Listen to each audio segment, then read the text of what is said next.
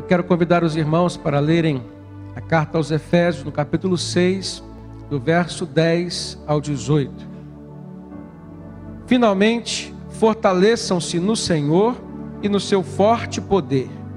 Vistam toda a armadura de Deus para poderem ficar firmes contra as ciladas do diabo. Pois a nossa luta não é contra seres humanos, mas contra os poderes e autoridades, contra os dominadores desse mundo de trevas, contra as forças espirituais do mal nas regiões celestiais. Por isso, vistam toda a armadura de Deus, para que possam resistir no dia mau e permanecer inabaláveis depois de terem feito tudo. Assim, mantenham-se firmes, cingindo-se com o cinto da verdade, vestindo a couraça da justiça e tendo os pés calçados com a prontidão do evangelho da paz. Além disso, usem o escudo da fé, com o qual vocês poderão apagar todas as setas inflamadas do maligno. Usem o capacete da salvação e a espada do Espírito, que é a palavra de Deus. Orem no Espírito em todas as ocasiões, com toda oração e súplica. Tendo isso em mente, estejam atentos e perseverem na oração por todos os cristãos. Eu gostaria de trazer à luz da palavra de Deus uma concepção muito prática dessa batalha espiritual que nós enfrentamos no nosso dia a dia. E em uma guerra eu tenho aprendido que o inimigo sempre vai procurar um lugar mais fácil no qual ele pode nos atacar. Então nós percebemos que existe aí uma ideia de espaço, uma ideia de ambiente. E aí nós percebemos o ambiente externo e o ambiente interno. Nós vemos que o inimigo muitas vezes ele quer nos atingir e ele usa alguns meios, alguns instrumentos que vão interferir na nossa vida exterior, no nosso ambiente no qual vivemos, com as pessoas com quem nós nos relacionamos, as coisas que nós temos. Mas há casos em que ele vai querer agir na nossa vida interior. Então nós começamos a perceber alguma forma de desarmonia, alguma coisa que nos rouba a paz, aquilo que muitas vezes interfere nos nossos relacionamentos, né, que nos levam a perceber verdadeiros dias de opressão. O dia mau ao qual o apóstolo Paulo se referiu na carta aos Efésios, nesse texto que nós lemos, é justamente esse dia. O dia em que essas forças contrárias do mal, né, se juntam e se voltam contra nós. Todos nós percebemos que, às vezes, o que está acontecendo conosco, nós não conseguimos ver um porquê, mas nós conseguimos sentir. Opressão é algo que a nossa alma sente e que é fruto, muitas vezes, dessa batalha espiritual que nós vivemos. O inimigo também sempre esperará a hora e o momento certo de desferir alguns golpes contra nós. Nós aí percebemos então a ideia do tempo. Então ele está atento ao espaço, ao meio em que nós estamos vivendo, ao nosso ambiente, mas ele também está atento, né, ao tempo, ao momento em que nós estamos vivendo. Então ele sabe quando nós estamos muitas vezes enfraquecidos. Ele sabe muitas vezes, né, o momento em que nós estamos debilitados. Ele sabe quando o seu coração está entristecido com relação a alguém que é importante para você. Ele sabe quando você está magoado e pode então desenvolver algum tipo de ira que leva ao ódio, que leva ao desejo de vingança e que leva à sua destruição ou à destruição de um relacionamento, né, que é precioso a você, por exemplo, o relacionamento familiar. E nós percebemos que muitas das baixas que temos visto na sociedade, nas famílias, são ações diretas do maligno.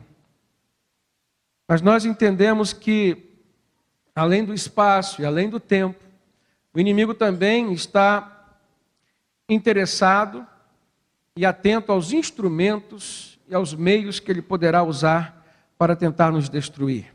Então ele sempre vai buscar os melhores tipos de armas. Quais são as armas do maligno, irmãos? Quais são os instrumentos? Então nós entendemos que dentro do campo da batalha espiritual, ele usa todos os artifícios que ele pode usar. Então o dinheiro, por exemplo, é um instrumento. A Bíblia fala que o amor ao dinheiro, o apego ao dinheiro é a raiz de todos os males. E a maldade é algo que está na essência desse ser, né, que é o autor da batalha espiritual que nós vivemos.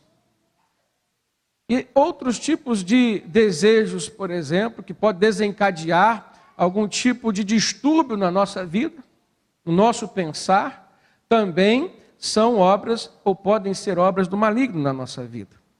Nós entendemos que a batalha espiritual ela se trava em 3 níveis. O primeiro nível é o nível da possessão espiritual, talvez o nível mais complexo e mais terrível. É quando ele, enquanto um ser espiritual, ou algum dos seres que estão a seu serviço, e o apóstolo Paulo fala nessa carta que a nossa luta não é contra a carne, nem contra o sangue, ou seja, não é contra seres humanos, mas sim contra principados e potestades, contra os seres que atuam nas hostes celestiais, nas regiões espirituais das trevas. Então Paulo se refere claramente aos seres espirituais que no início eram anjos, mas que decaíram com o pecado, foram expulsos do céu e hoje são demônios que estão sobre a face da terra, a serviço desse príncipe das trevas chamado Satanás. Então, quando eles não conseguem possuir alguém, e esse nome de possessão tem a ver com a dominação, que é uma obra espiritual sobre a mente, sobre o cérebro, que controla o corpo, controlando a maneira de pensar, controlando os valores, nós entendemos que uma pessoa está totalmente controlada. Mas a possessão, a Bíblia traz muitos exemplos, ela não pode acontecer na vida de quem é cristão. Porque quem é cristão tem o Espírito Santo. E se há o Espírito Santo na vida desta pessoa, nenhum outro espírito imundo pode entrar nela e dominá-la. Mas, num segundo nível, um pouco menos profundo do que esse, está a opressão espiritual. A opressão espiritual não se dá a nível do domínio em si, mas de uma interferência. Então o cristão tem o Espírito Santo, não pode estar possesso ou possuído ou dominado. O próprio apóstolo Paulo diz que o pecado não tem domínio sobre o cristão, mas ele pode muitas vezes estar debaixo de uma opressão. Algo que venha recalcar a sua vida emocional, algo que venha levá-lo a um estado de tristeza profunda, por conta de coisas que venham acontecer ao seu redor. Então ele não consegue te possuir, mas ele pode te atingir de alguma forma. Ele pode atingir o teu casamento, a tua esposa, o teu marido. Ele pode atingir ou prejudicar a vida de um filho. E nós sabemos que isso traz uma interferência emocional muito grande. Quantas pessoas nós conhecemos que desistiram na caminhada com Jesus porque não aceitaram passar pela dor de uma perda de um ente querido? E muitas delas até hoje se questionam ou questionam a Deus: por que, Senhor, comigo? E então desistiram nessa caminhada. Então foi obra de uma opressão. Esse segundo estágio da batalha espiritual. Mas há um terceiro estágio, menos profundo, talvez mais superficial, que é o estágio da influência maligna. Quando ele não pode possuir, quando ele não consegue oprimir, mas ele então coloca pessoas no relacionamento de quem é alvo dele, e essas pessoas Satanás começa a usar para influenciar negativamente. Influenciar nos valores, influenciar nas decisões. E aí nós percebemos que há algumas pessoas que se deixam destruir por conta de influências malignas e não alcançaram, por uma miopia espiritual, não alcançaram que estavam sendo vitimadas, né, por uma ação direta de Satanás nas suas vidas. Então Jesus, enquanto esteve conosco aqui, ele nos mostrou e nos ensinou que essa luta espiritual existe. E de uma maneira muito prática e incisiva, ele declarou ou descortinou as ações de Satanás que sempre vinha tentando destruir a vida do homem. Na parábola do joio no meio do trigo, por exemplo, em Mateus 13, ele diz que depois do dono do campo sair e semear o trigo no seu campo, quando todos estavam dormindo, o inimigo, o maligno, veio e semeou o joio no meio do trigo. Momentos antes da crucificação, Jesus declarou para Pedro algo que Pedro não sabia. Quando Jesus fala para os seus discípulos que o Filho do Homem haveria de padecer muitas dores, haveria de morrer, mas ao terceiro dia ele haveria de ressuscitar, Pedro diz: Senhor, de modo nenhum por ti eu darei a minha vida. Muito apressado na sua declaração. E aí Jesus diz: Pedro, você não sabe o que está falando. Satanás reivindicou para cirandar contigo como se faz com o trigo numa peneira. Mas eu intercedi junto ao Pai por você. Então Pedro estava levando a sua vida de cristão, achando que ela se resumia àquilo que ele conseguia ver com seus olhos humanos, aquilo que ele conseguia perceber com a sua intuição humana, aquilo que ele conseguia ouvir com os seus ouvidos humanos, mas Jesus declara para ele: existe alguma coisa que acontece no reino espiritual que você não sabe, mas que eu sei e eu estou declarando para você. Você está sendo alvo de Satanás nesse momento. Se aconteceu com Pedro, irmãos, pode acontecer conosco, e acontece conosco. E muitas vezes nós não ficamos sabendo dos livramentos que Deus tem nos concedido. Mas para isso, para desfrutar desses livramentos, nós precisamos ter a certeza, a convicção de que a nossa vida está realmente depositada nas mãos do nosso Senhor. Houve um momento, por exemplo, que Jesus entrou numa sinagoga dos judeus e ali estava uma mulher, filha de Abraão, que andava encurvada há cerca de 18 anos, e Jesus disse que ela estava cativa de um espírito de enfermidade que não deixava que ela levantasse a sua coluna. E Jesus então a curou. Mais uma vez, desmascarando uma obra do maligno na vida de uma pessoa. Queridos, a Bíblia, na verdade, ensina algumas maneiras pelas quais o inimigo tem tentado destruir vidas, tem tentado destruir famílias. Em primeiro lugar, nós vemos que o diabo sempre tenta roubar a palavra de Deus dos corações das pessoas, e essa é uma estratégia que ele usa, e na verdade é uma ação também direta. Quando nós olhamos para a parábola do semeador, lá em Lucas, no capítulo 8, Jesus começa dizendo que o semeador saiu a semear. Depois ele explica que a semente era a palavra de Deus. E diz que parte da semente caiu à beira do caminho. Mas ele diz que essa semente foi pisoteada. Ele diz que as aves do céu vieram e comeram a semente. Ele conta que uma outra parte da semente caiu num solo que era rochoso. A semente germinou, cresceu, mas ela não desenvolveu raízes, nem tinha umidade suficiente no solo, então ela se secou. Uma outra parte caiu num terreno espinhoso. A semente germinou, cresceu, mas ela foi sufocada pelos espinhos. Jesus então explica a primeira semente a qual ele se referiu, que foi lançada à beira do caminho, cujas aves do céu vieram e comeram. Ele diz: aquelas aves representam a ação direta do diabo, que vem e rouba a semente do coração, rouba a palavra do coração das pessoas que receberam. Então fica muito claro nessa parábola uma ação direta do maligno na vida daqueles que já têm a palavra de Deus, que poderiam desenvolver a sua vida segundo a palavra de Deus, que poderiam receber as bênçãos do reino de Deus, que vem pelo conhecimento e a obediência da sua palavra. Uma outra ação direta do diabo na nossa vida, irmãos, é que ele sabe a hora, ele sabe o local, ele sabe a maneira de nos prejudicar. Ele nos conhece também. E às vezes ele nos conhece melhor do que nós mesmos.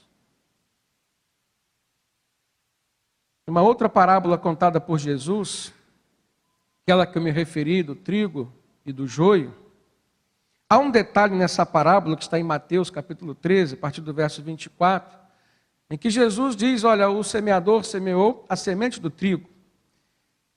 Mas quando todos dormiam, e preste atenção nesse detalhe, quando todos dormiam, veio o inimigo e semeou naquele campo o quê?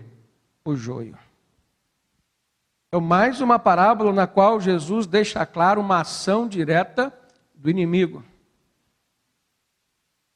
Então nós temos que entender a nossa vida dentro desse contexto, irmãos.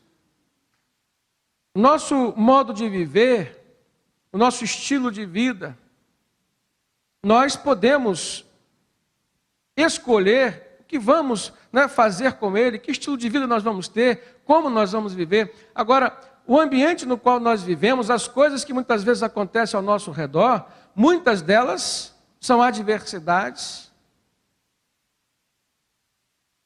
E nós temos que estar preparados para enfrentá-las. E a grande verdade é que muitas vezes nós não temos nos preocupado com as coisas que nós não vemos. Jesus deixa claro, vocês não podem ver, mas elas existem. Essa parábola do trigo e do joio, por exemplo, ela se refere a relacionamentos. Na parábola, os servos chegam para o dono do campo e dizem assim: o senhor quer que a gente corte o joio? Ele falou: não corte o joio agora, porque corre-se o risco de se perder o trigo também. Vamos deixar para o dia da colheita final. E aí então a gente vai arrancar o joio, amarrá-lo e queimá-lo. Jesus deixa claro que trigo e joio nessa parábola se refere a pessoas. E se nós olharmos para aquele terceiro nível de batalha espiritual, que eu falei da influência maligna, quando Satanás planta pessoas no nosso relacionamento para nos influenciar negativamente, isso se correlaciona muito bem com essa parábola do trigo e do joio, onde o joio muitas vezes são pessoas plantadas diretamente por Satanás nos relacionamentos dos crentes, dos cristãos, para poder prejudicá-los de alguma forma. Desviá-los do foco, atrasar a obra de Deus nas suas vidas. Muitas vezes nós estamos displicentes, e por estarmos displicentes, nessa parábola existe aquele momento em que as pessoas estavam dormindo. Foi justamente quando o inimigo veio e semeou o joio. Nós aprendemos, irmãos, que não podemos dormir. Essa é a questão. Não podemos estar displicentes.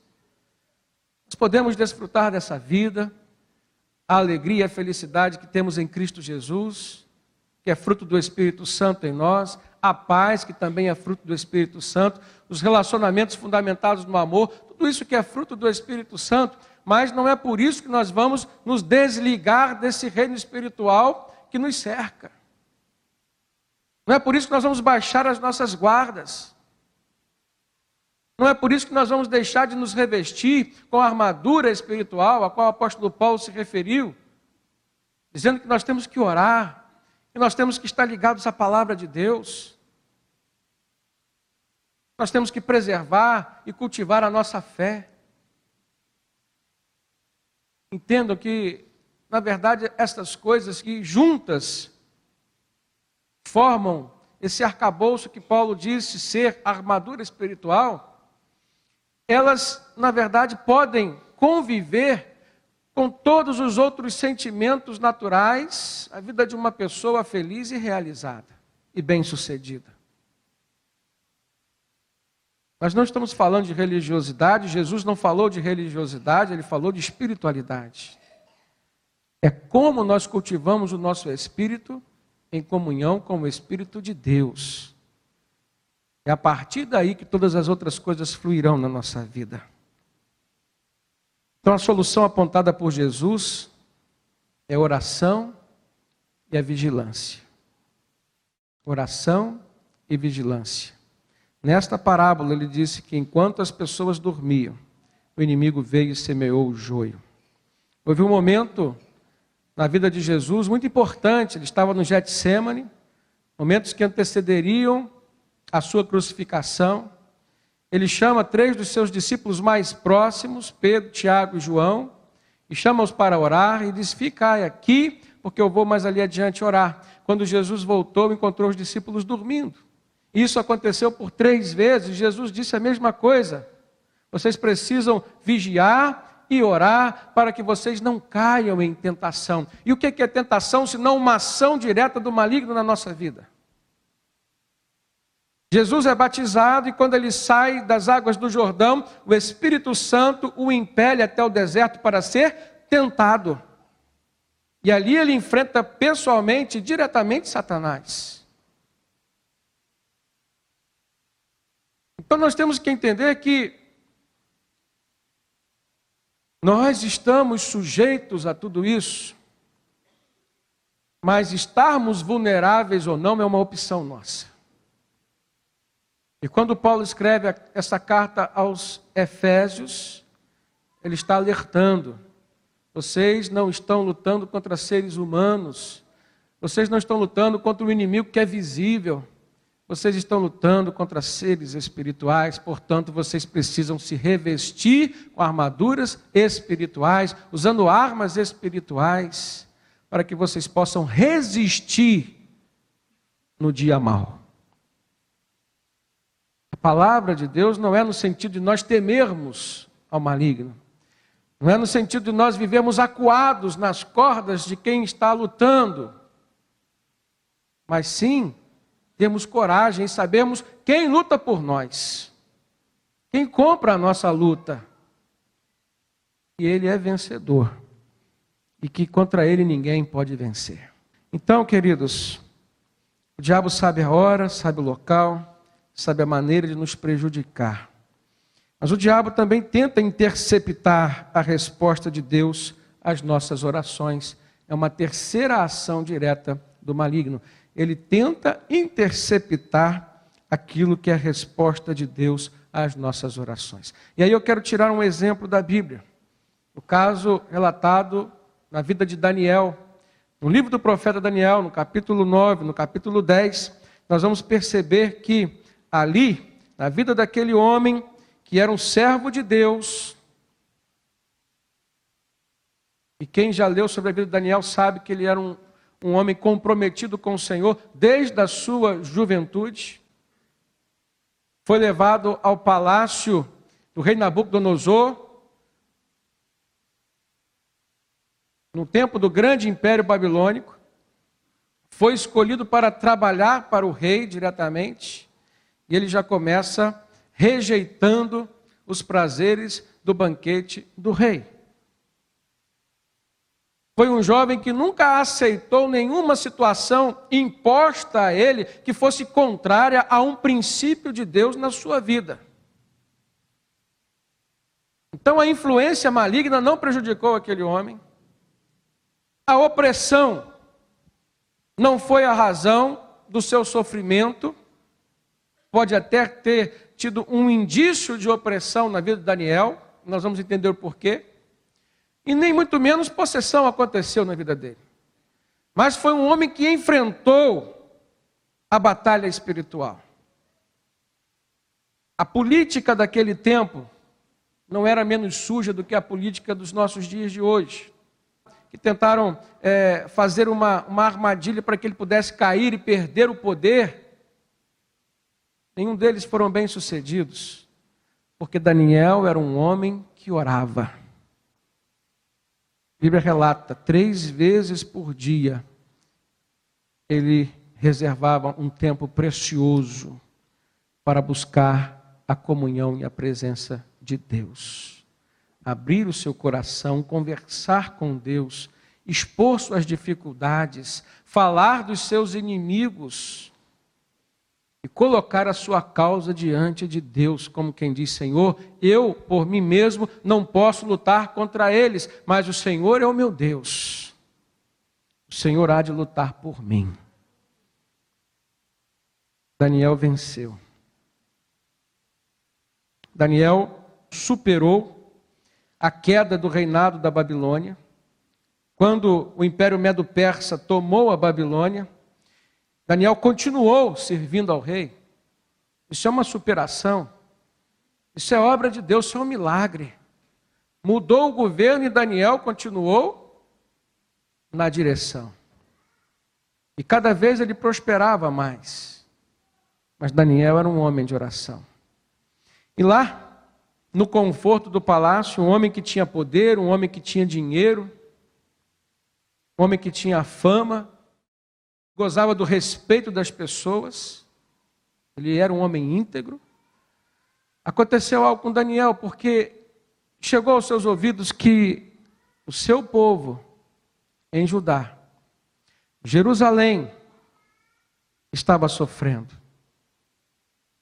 A sua vida material estava padecendo necessidades. A vida do povo de Deus estava carecendo de uma renovação espiritual, de um avivamento espiritual. Eles estavam com as suas vidas totalmente destruídas em todos os campos, nós poderíamos pensar assim. Depois de 70 anos no exílio, uma nação que já era pobre economicamente, não tinha mais do que sobreviver. Daniel fez o quê? Daniel se sensibilizou e começou a orar, perguntando a Deus: por que, Senhor? Já passaram os 70 anos. Agora, Deus, manifesta o teu poder, restaura o teu povo. Essa era a oração de Daniel. E ali Daniel começa a chorar. Diz o texto que ele chorou, pranteou, que ele orou e jejuou durante 21 dias. 3 semanas, olha a perseverança daquele homem em oração. Agora, irmãos, por que eu estou falando desse texto? Porque Daniel sofria, e aí existem indícios até mesmo de opressão, e nós vamos entender o porquê no final. Ao terminar esse período de 21 dias, chega a resposta a Daniel. Daniel, ele tem uma visão, e naquela visão ele vê claramente o anjo do Senhor chegando até ele, e explicando a ele que desde o primeiro dia que ele tinha orado, Deus tinha ouvido e tinha aprovado a sua oração. Mas o anjo que trazia a resposta da oração de Daniel tinha sido interceptado no caminho. Nós estamos falando a nível espiritual. A Bíblia fala no nível espiritual. E aquele anjo disse para Daniel: foi necessário Deus enviar o arcanjo Miguel para guerrear e ajudar aquele anjo mensageiro para que ele pudesse receber a resposta da sua oração. Batalha espiritual que se travou. Daniel não sabia, mas sentiu na carne, sentiu no espírito e na emoção, na alma, e Deus não deixou aquele varão sem resposta. Ele perseverou. A grande mensagem que nós tiramos dessa experiência de Daniel não está no fato da existência de poderes das trevas. Quando o anjo chegou até ele, isso está em Daniel capítulo 10, a partir do verso 8, tem a explicação. O anjo disse: Daniel, você é muito amado. Preste bem atenção ao que eu vou te falar. O anjo disse para Daniel: levanta-se, pois eu fui enviado até você. O anjo chega para Daniel e diz: não tenha medo, Daniel. Não tenha medo. O que aconteceu, ele vem explicando, foi que o príncipe do reino da Pérsia me resistiu durante 21 dias. Foi uma narrativa de algo que aconteceu a nível espiritual. Esse príncipe do reino da Pérsia não é o príncipe ser humano, mas sim um principado, uma autoridade do reino espiritual. Uma espécie de espírito territorial que comandava a região da Pérsia, aonde Daniel agora estava. Então a batalha se trava entre seres espirituais, anjo contra demônio.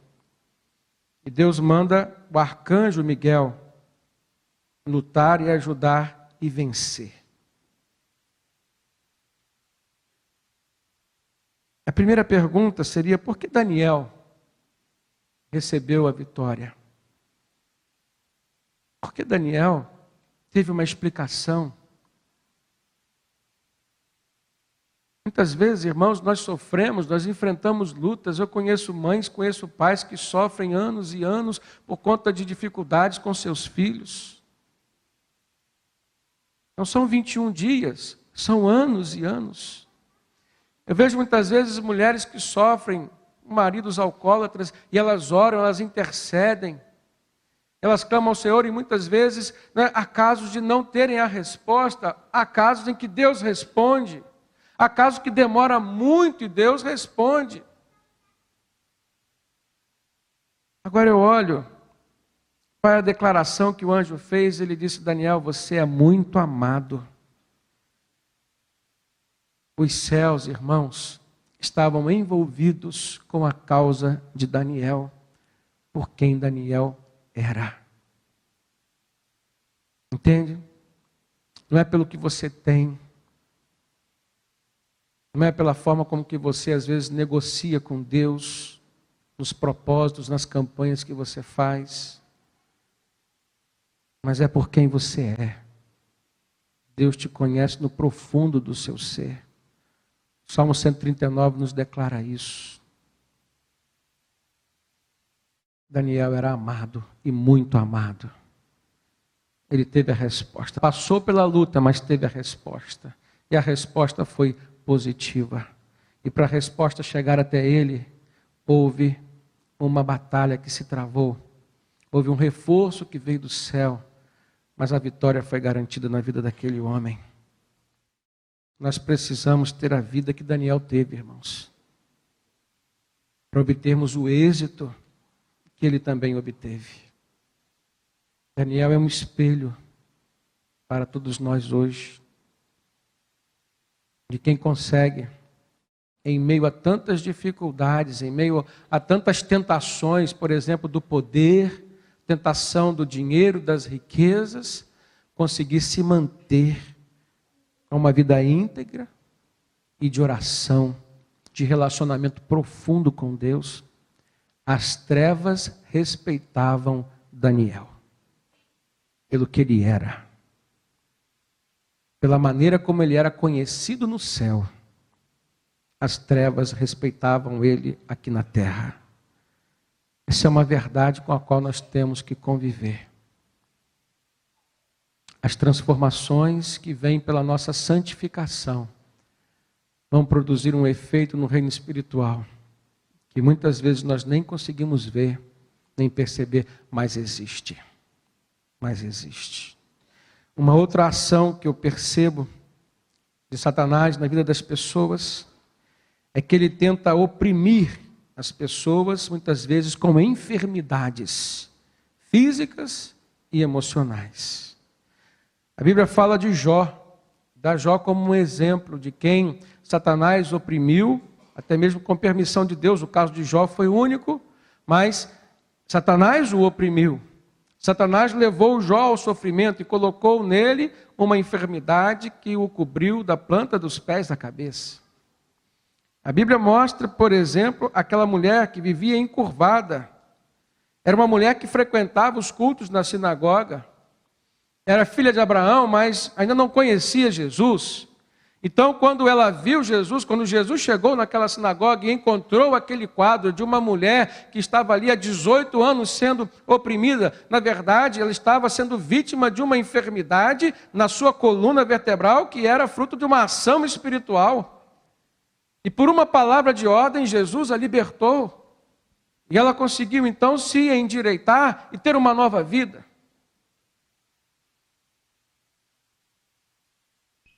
Jesus, na vida daquela mulher, trouxe a cura, que era de uma enfermidade que tinha como origem uma questão espiritual. Existe um caso lá em Marcos, no capítulo 9, no verso 17, a partir do verso 17, nós vamos ver que Jesus cura um garoto que estava com um espírito maligno, que causava nele uma mudez, ele era surdo e mudo. Uma ação direta do maligno na vida daquele jovem, que não conhecia Jesus, então não tinha Jesus ainda na sua vida, não tinha a proteção de Jesus. Esse caso é um caso emblemático. O pai chega aos discípulos de Jesus e pede para eles orarem. O pai, que não conhecia Jesus, mas tinha uma percepção espiritual. Ele sabia que o problema do seu filho, a enfermidade do seu filho, não era algo tão somente patológico. Tinha um fundo espiritual. Ele levou para os discípulos oraram e não conseguiram libertar aquele garoto. Então ele chega para Jesus de uma forma muito humilde. E ele diz: mestre, eu te trouxe o meu filho que está com um espírito que o impede de falar. Ele começa a relatar o caso para Jesus, onde quer que o apanhe, joga-o no chão, se referindo a uma ação do maligno na vida daquele garoto. Ele disse que o garoto espumava pela boca, rangia os dentes e ficava rígido. Um diagnóstico de uma convulsão.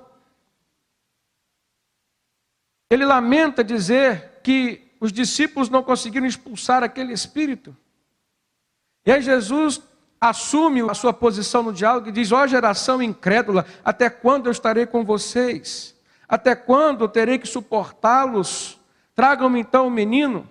Eles trouxeram o menino e quando o espírito viu Jesus, imediatamente ele causou uma convulsão no menino. Percebam que o pai estava certo, não se tratava de uma enfermidade somática tão somente. Na presença de Jesus, o espírito já agitou o menino, já o convulsionou, já fez com que ele caísse. Jesus então perguntou: há quanto tempo ele está assim? Olha a resposta que o pai deu: desde a infância.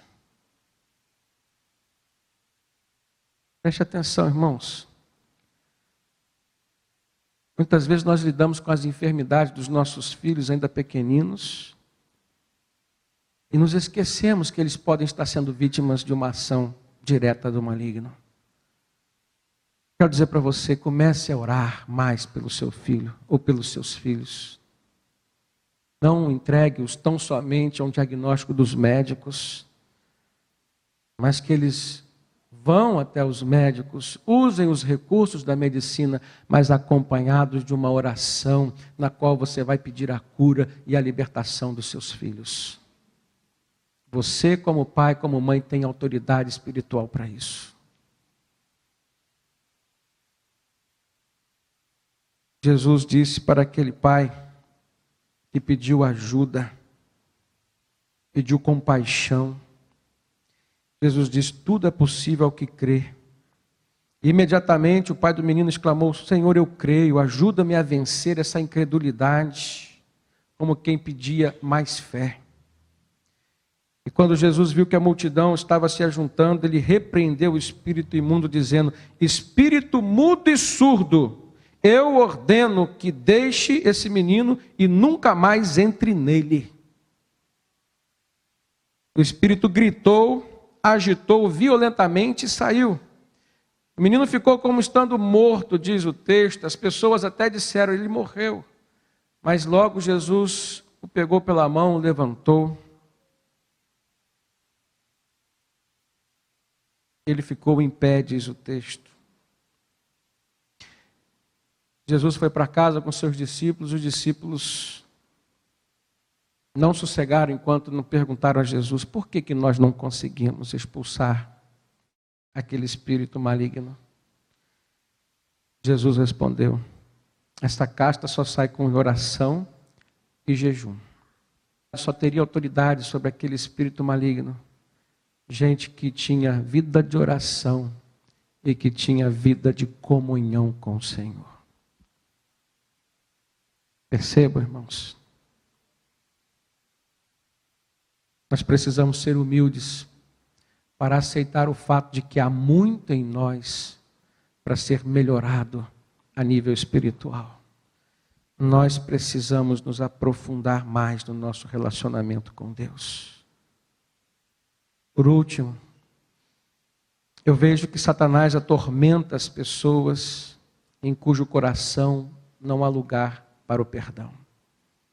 A quinta ação direta de Satanás na vida de uma pessoa: ele consegue atormentá-la se ela não permite haver liberação de perdão no seu coração. E isso é o próprio apóstolo Paulo quem nos ensina.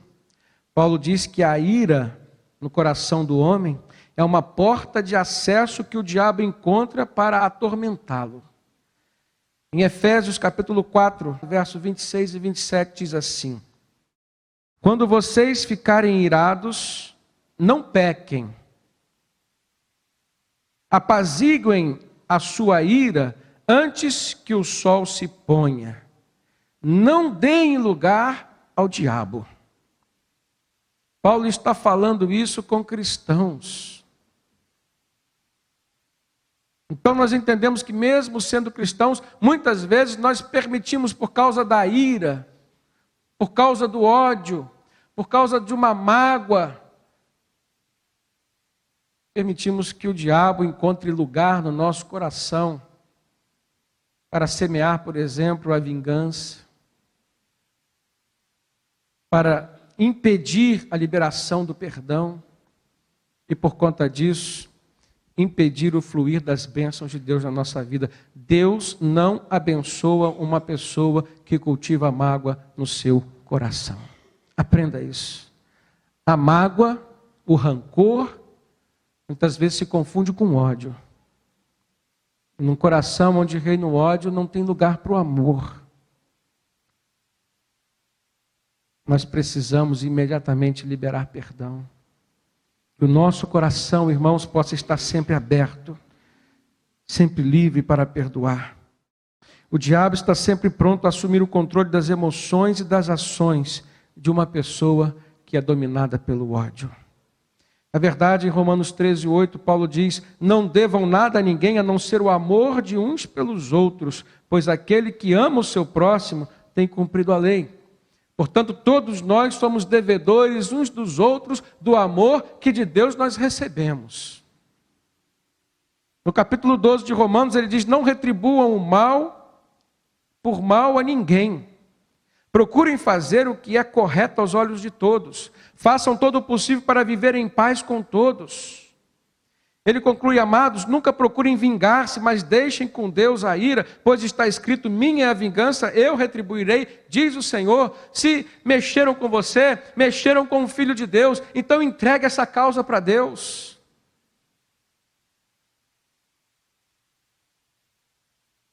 É muito melhor você ter Deus lutando por você, do que você mesmo lutando com as suas próprias forças.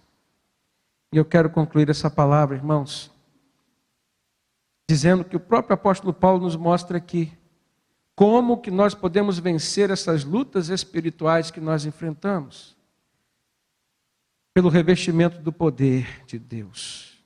No verso 10 de Efésios 6, ele diz: finalmente, irmãos, fortaleçam-se no Senhor e no seu forte poder. Nós também venceremos essas lutas espirituais pelo revestimento de toda a armadura de Deus. Ele diz: pois a nossa luta não é contra a carne, nem contra sangue. Por isso, vistam de toda a armadura de Deus para que vocês possam resistir no dia mau e permanecer inabaláveis.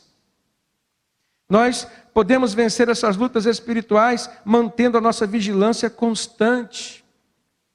O apóstolo Pedro escreveu na sua carta dizendo: sejam sóbrios e vigiem, porque o diabo, inimigo de vocês, anda ao derredor como um leão, rugindo e bramando e procurando a quem ele possa devorar.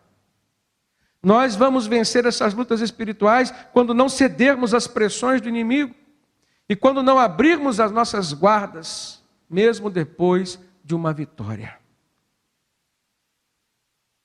Eu conheço muitas pessoas que passaram a experimentar derrotas nas suas vidas, depois de terem recebido a resposta e as bênçãos de Deus, justamente porque acharam que receberam porque mereceram, e se mereciam, é porque estavam fortalecidos na fé e espiritualmente, e isso fez com que elas caíssem.